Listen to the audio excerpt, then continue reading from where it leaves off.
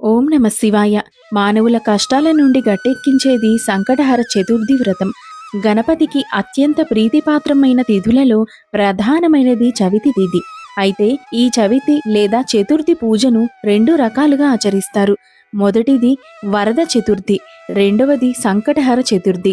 అమావాస్య తరువాత వచ్చే చతుర్థి రోజున చేసే వ్రతంను వరద చతుర్థి అని, పౌర్ణమి తర్వాత వచ్చే చతుర్థి రోజున చేసే వ్రతంను సంకష్టహర చతుర్థి లేదా సంకటహర చతుర్థి వ్రతం అంటారు. సంకటములను తొలగించే సంకటహర చతుర్థి వ్రతంను ఆలంబనంగా అందరూ ఆచరిస్తూ ఉంటారు. ఒకవేళ సంకష్టహర చతుర్థి మంగళవారం కాని వస్తే దానిని అంగారక చతుర్థి అని కూడా అంటారు. అలా కలిసి రావడం చాలా విశేషమైన పర్వదినం.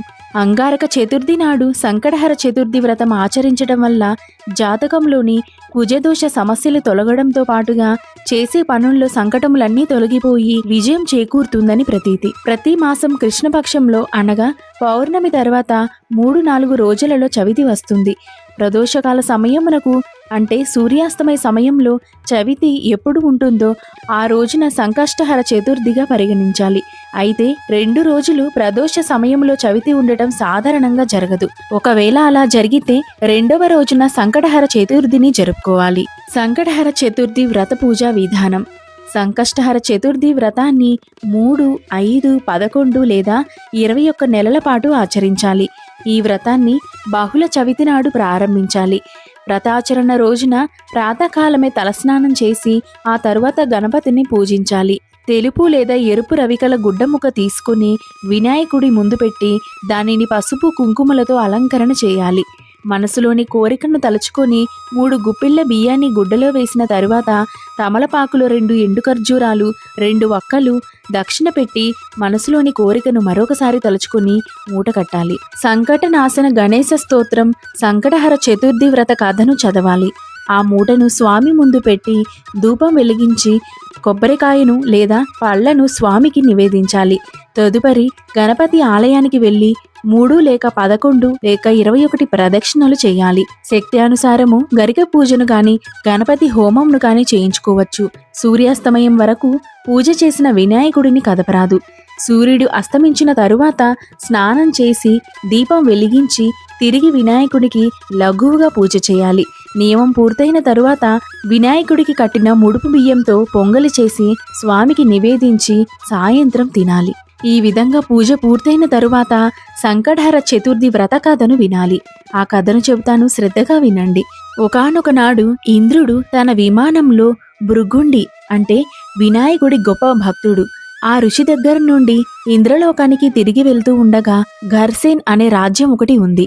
ఆ రాజ్యాన్ని దాటుతూ ఉన్న సమయంలో అనేక పాపములు చేసిన ఒకానొక వ్యక్తి ఆకాశంలో పయనించే ఆ విమానంపై దృష్టి సారించాడు. అతని దృష్టి సోకగానే ఆ విమానం చటుక్కున భూమిపై అర్ధాంతరంగా ఆగిపోవటం జరిగింది. ఆ ఇంద్ర విమానం అద్భుతమైన వెలుగుకి ఆశ్చర్యచకితుడైన ఆ దేశపు రాజు సురసేనుడు గబగబా బయటికి వచ్చి ఆ అద్భుతాన్ని చూస్తూ అచ్చెరువు చెందుతూ తిలకించసాగాడు. అక్కడ ఇంద్రుణ్ణి చూసి ఎంతో సంతోషానికి లోనైన మహారాజు ఆనందంతో నమస్కరించాడు. ఇంద్రునితో అక్కడ విమానం ఎందుకు ఆపారో కారణం అడిగాడు. అప్పుడు ఇంద్రుడు, ఓ రాజా, మీ రాజ్యంలో అనేక పాపాలు చేసిన వ్యక్తి ఒకరు ఉన్నారు. అతని దృష్టి సోకి విమానం మార్గమధ్యంలో అర్ధాంతరంగా ఆగిపోయింది అని చెప్పాడు.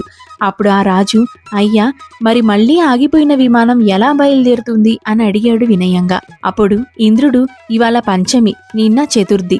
నిన్నటి రోజున ఎవరైతే ఉపవాసం చేశారో వారి పుణ్యఫలాన్ని నాకిస్తే నా విమానం తిరిగి బయలుదేరుతుంది అని చెప్పాడు.